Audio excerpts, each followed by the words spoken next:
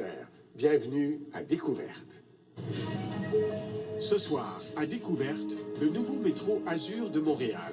Transporter le plus de passagers possible malgré l'étroitesse des tunnels. Le traitement de la sclérose en plaques. Octobre 1966. Le métro de Montréal est inauguré. Les passagers l'empruntent pour la première fois. Je m'en souviens comme si c'était hier. Les nouvelles stations, les rames bleues flambant neuves, c'était fabuleux. 50 ans plus tard, ce métro roule toujours. Plus de 300 voitures de cette époque sont encore en service. Mais il faut maintenant remplacer les vieilles rames. Et cela va coûter cher, 2 milliards de dollars. Découverte a suivi l'évolution du nouveau métro qu'on appelle Azur.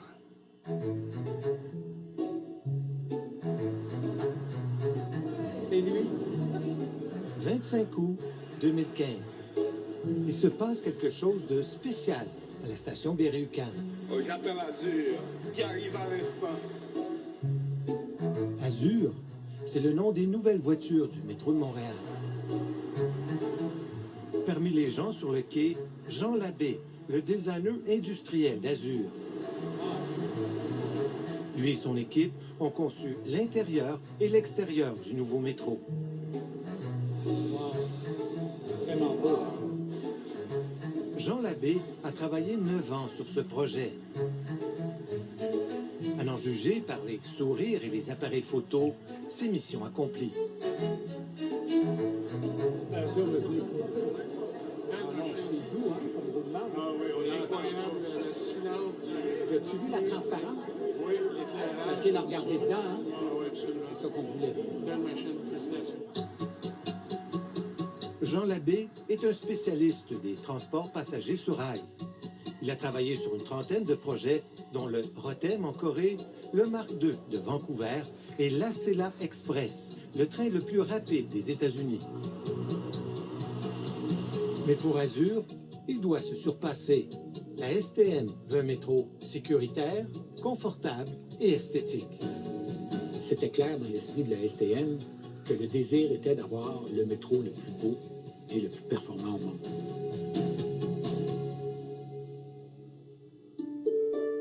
Il étudie le design des voitures et des camions. Il cherche des lignes épurées, futuristes, modernes. Lui et son équipe font une centaine de croquis. La barre était très haute parce que faire d'une machine comme ça quelque chose de beau, c'est vraiment difficile. Jean Labbé n'a pas pour autant carte blanche. La STM lui impose 600 pages de notes techniques. Tous les concepts sont validés. Dans certains cas, on construit des maquettes géantes. Et à chaque fois, la STM demande l'opinion des gens. En tout, 30 000 personnes sont consultées. Finalement, après 3 ans de recherche, Azur est né. Les fenêtres sont panoramiques, le nez profilé. Wow! Mais c'est à l'intérieur qu'on remarque la plus grande différence. C'est beau, ils ont fait un vrai travail. Je suis content de le voir fini comme ça, là. Pour la STM, la beauté n'est pas juste une question d'esthétisme. C'est une façon d'aller chercher plus de passagers. Leur but, convaincre les automobilistes de quitter leur voiture.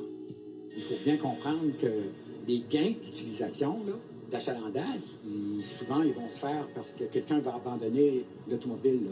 Oui. Votre concurrent, c'est l'auto. C'est l'automobile. Et donc, vous Et voulez... ça ne va jamais quitter tout le long du projet.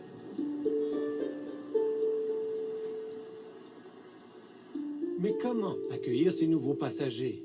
Le métro transporte déjà près d'1 million de passagers par jour. Ce qui rend la tâche encore plus difficile, c'est que ces voitures ont un des plus petits gabarits au monde. Je dirais que le gabarit, oui, c'est un des plus petits gabarits au monde. Donc ça veut dire c'est la distance entre, en fait la peau extérieure et l'autre peau extérieure. Donc, c'est ça le gabarit. Le problème, c'est que le train ne peut pas être plus grand. Sa taille est limitée par la grandeur de son tunnel et la longueur de ses quais. Une des solutions, c'est d'avoir un train articulé, ce qu'on appelle un train boa. En éliminant les cloisons entre les voitures, on a un seul long couloir. C'est 8% plus d'espace pour les passagers. Comme nous le dit François Chamberlain de la STM, c'est 80 passagers de plus qui vont pouvoir monter à bord de chaque train. Ça va être génial aussi pour les gens parce qu'aujourd'hui, dans notre vieux métro, tout le monde a vécu ça, on se retrouve dans une voiture qui est bondée de gens. On ne peut pas aller dans l'autre voiture où il y a de la place. Bien, ici, si on se retrouve bondé, bien, on part, on se déplace. Mais Jean Labbé doit trouver encore plus d'espace. C'est qu'à l'heure de pointe, les gens s'entassent dans les voitures. On lui demande d'agrandir de l'intérieur. Mais c'est des millimètres. C'est quelques millimètres ici, quelques millimètres là. Tout l'espace est calculé. Hein? Tout l'espace est calculé. Il n'y a pas un millimètre qui n'a pas été étudié. Pour gagner de l'espace, on enlève 48 sièges par train. On pivote le siège près des portes, ce qui fait plus de place pour les gens debout. On réduit le nombre de portes dans chaque voiture. En passant de 4 à 3 portes, on augmente l'espace des vestibules et des salons. Et pour la première fois, on gagne l'espace sous les sièges. Même si on est exactement dans les mêmes dimensions que l'autre avant, puis on le ressent quand on est dans l'intérieur de la voiture, c'est que tout est plus spacieux. Tout. L'éclairage, les barres de préhension, la fenestration, le système de siège, les portes, les intercirculations qui jouent un grand rôle aussi, qui ouvrent les voitures. Regarde. On peut le voir, on a une vue presque sans fin. Des recherches anthropométriques sur la taille des gens montrent que les passagers assis débordent légèrement dans l'allée. En ajoutant un appui-bras dans les murs, on recentre les corps. Résultat, cette petite modification permet de gagner 20% plus d'espace dans l'allée. L'allée, c'est sacré. C'est la partie la plus délicate dans la voiture. D'autant plus que maintenant, avec les intercirculations, on veut encourager les déplacements à l'intérieur. Toutes ces innovations ne sont pas uniques au métro de Montréal. L'idée d'avoir des portes plus grandes vient du métro de Santiago. Les barres de préhension à 3 branches viennent du métro de Paris. Donc, les métros qui ont influencé celui-ci, ce serait lesquels? C'est le métro de Paris, c'est le métro de New York, c'est le métro de Barcelone, c'est le métro de Hong Kong, c'est le métro de Tokyo, et on a pris des idées un peu partout. Alors, est-ce qu'on a quand même un métro unique? Ben oui, parce qu'on a pris toutes les meilleures idées de tout le monde, donc on a le meilleur métro au monde, c'est sûr. Malheureusement, une des bonnes idées qu'on retrouve ailleurs, mais qui ne sera pas ici, c'est la climatisation. Vous savez, on aurait bien aimé climatiser les voitures, mais à Montréal, vu que le système est entièrement fermé et souterrain, c'est impossible de climatiser le métro de Montréal. Ça serait une catastrophe. En fait, vous savez qu'un climatiseur, pour faire du froid dans la voiture, rejetterait beaucoup plus de chaleur à l'extérieur. Donc, dans les stations, ça deviendrait invivable. Et puis, si vous êtes sceptique, vous irez au métro de New York, ils ont les voitures climatisées. Vous irez mesurer la température dans les stations du centre-ville, puis vous allez voir que c'est infernal.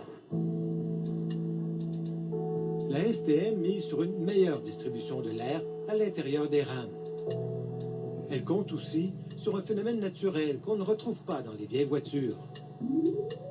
La colonne d'air à l'intérieur du boa se déplace à chaque fois que la rame accélère et ralentit. Ce déplacement d'air provoque une brise naturelle.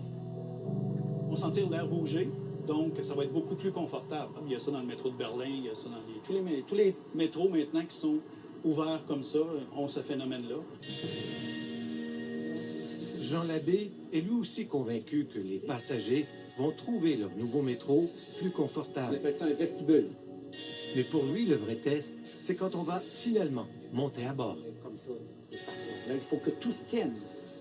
J'ai énormément hâte de voir au niveau des accélérations, des décélérations, au niveau des vibrations, du son, de la force de ventilation, tout ça, là. Il faut que tout ça, ça se tienne. Alors ça sera pour moi l'étape, le jugement dernier du travail des ingénieurs.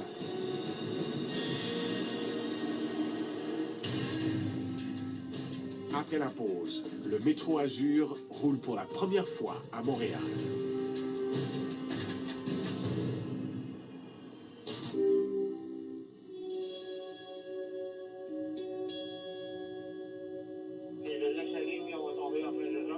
exactement. Contourne-les pas, s'il te plaît, c'est pour les tester.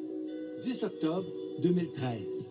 C'est ici, à l'usine Bombardier de la Pocatière, qu'on développe les nouvelles voitures du métro de Montréal. Cette piste d'essai de 800 mètres a été spécialement construite pour Azur.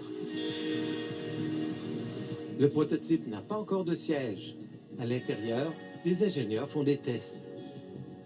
Pour vous donner un ordre de grandeur, on parle d'à peu près 800 essais de qualification, d'ingénierie qu'on fait soit chez les fournisseurs, qu'on fait en partie à l'usine ici ou sur la piste dynamique. Qui sont répartis à l'intérieur d'une période. On a commencé les premiers essais en mars 2013. Pendant ces 3 ans, on vérifie s'il est étanche lorsqu'on lui fait prendre un bain. On le place pendant 1 heure au-dessus des flammes pour s'assurer que la fumée n'entre pas dans la caisse. Et on simule des collisions pour voir les déformations après un impact. Aujourd'hui, on teste les bogies, le système de propulsion d'Azur. Ces moteurs électriques sont non seulement puissants, ils produisent de l'énergie à chaque fois qu'ils freinent. Alors l'énergie récupérée, elle va être réinjectée dans le réseau et donc elle va pouvoir servir à d'autres trains qui pourraient être, eux, en phase d'accélération. Ces bogies ont un autre avantage. La nouvelle suspension d'Azur repose sur un coussin d'air. Fini les ressorts en acier des vieux trains. On a maintenant une suspension pneumatique. Les gens se sentiront effectivement beaucoup moins de secousses et se sentiront aussi beaucoup moins de petites vibrations parasites qui pourraient être remontées par une suspension classique. Mais cette nouvelle suspension cause aussi des maux de tête aux ingénieurs. C'est que le nouveau train ne se déplace pas de la même façon dans le tunnel. Normalement, Azur occupe cet espace. Mais à la suite d'une panne, comme un affaissement de la suspension, il se rapproche dangereusement de la paroi du tunnel. C'est sûr que les pires cas qu'on a, c'est effectivement aussi en statique. Quand on est dans des courbes sévères. Christophe Lommel est l'ingénieur responsable d'Azur à la STM. Il est à la Pocatière pour voir le test du gabarit limite d'obstacle. Il veut savoir jusqu'où le train peut s'incliner à la suite d'une panne. Pour s'assurer que dans tous les cas de figure, qu'on ait un pneu crevé, un pneu de guidage crevé, problème de suspension et autres, que la caisse ne va jamais rentrer en interférence avec un équipement du tunnel. La STM sait depuis 2008 qu'il y a plusieurs de ces interférences dans son tunnel. Un relevé au laser a permis d'identifier une centaine d'obstacles potentiels. Des luminaires, des câbles, des portillons qui entrent dans la nouvelle zone de sécurité du train. Il y a aussi des structures en béton, comme celle-ci, près de la station Snowden.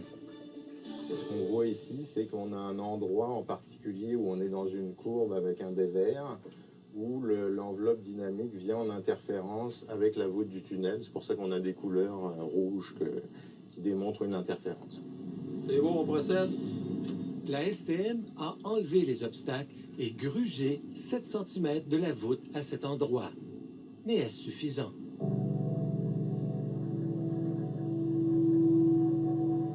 « 4 juin 2014. Azur fait une entrée discrète à Montréal. Le métro est fermé et cette nuit, on teste le gabarit limite d'obstacle. Pour ce premier tour de piste, Azur avance lentement. Mon sens de marche est en neutre. Dès les premières courbes, on découvre l'effet boa. Non seulement on ressent, mais on peut voir l'inclinaison du train. Pour ce test, Azur est équipé de capteurs et de caméras. On voit sur les écrans qu'il n'y a que quelques millimètres qui séparent le train du tunnel. Voilà, tu vois quand même que c'est proche. C'est si serré qu'après quelques kilomètres, les appareils signalent un premier impact. Alors, on vient d'avoir un impact. On vient d'avoir un impact sur le côté centre, côté droit, sur la voiture R9. On voit l'impulsion ici qui est montée à 100% sur mon écran. Dans ce cas, c'est un câble qui est entré dans la zone de sécurité d'Azur. la STM note l'emplacement et enlèvera les interférences. Azur poursuit sa route. On arrive à la station Snowden. On rentre dans la zone où on a fait une scarification du tunnel. On peut encore le voir, c'est un peu difficile, mais on voit que le béton a été grugé, scarifié pour aller chercher un espace suffisant par rapport au gabarit du train. Les capteurs restent silencieux. Les nouvelles sont bonnes. L'enveloppe de sécurité autour d'Azur est respectée. Donc on constate aucune interférence, donc le travail a été bien fait, on est satisfait, c'est le résultat qu'on attendait. La STM affirme qu'Azur sera un des métros les plus sécuritaires au monde. L'objectif, avoir un train beaucoup plus fiable, un train qui aura 2 fois moins de panne que le métro actuel. 2 fois moins de panne, ça veut dire, contractuellement, c'est 600 000 km entre 2 pannes de 5 minutes pour les trains Azur. Ce qui est très, très fiable même dans les autres métros du monde. Il n'y a pas beaucoup de métros qui ont une fiabilité comme ça. Oui, engagé présentement. Actuellement, la STM forme les opérateurs dans un simulateur. C'est que le poste de pilotage est devenu beaucoup plus complexe. Les opérateurs ont maintenant des ordinateurs à leur disposition. Avec ce train-là, tout va être enregistré, toutes les conditions, toutes les positions des commandes, tout ce qui se passe, comme une boîte noire d'avion. On va pouvoir vraiment savoir qu'est-ce qui est arrivé, pourquoi le train a bloqué. Donc, le dépannage va être beaucoup plus efficace. Lorsqu'une panne surgit dans le réseau, l'information est immédiatement transmise au garage, qui se prépare à recevoir le train défectueux. L'objectif, remettre ce train en service le plus rapidement possible. Pour y arriver, la STM a construit une nouvelle voie de levage. Cette voie, munie de pistons hydrauliques, permet de hisser tout le train en une seule manœuvre. Sur l'animation, la réparation de bogies se fait en quelques minutes. Mais est-ce que ça va marcher aussi bien avec un train de 240 tonnes?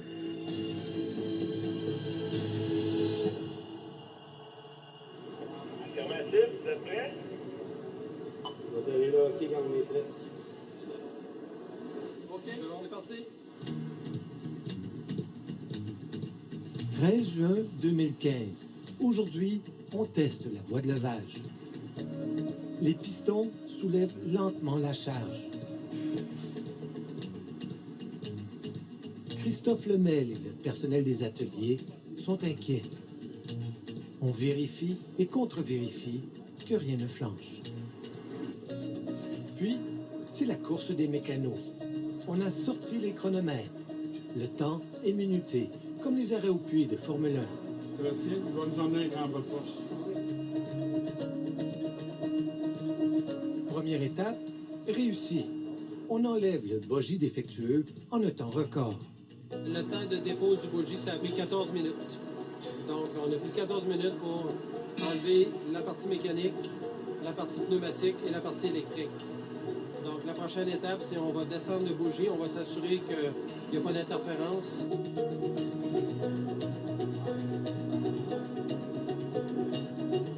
La deuxième étape fonctionne tout aussi bien.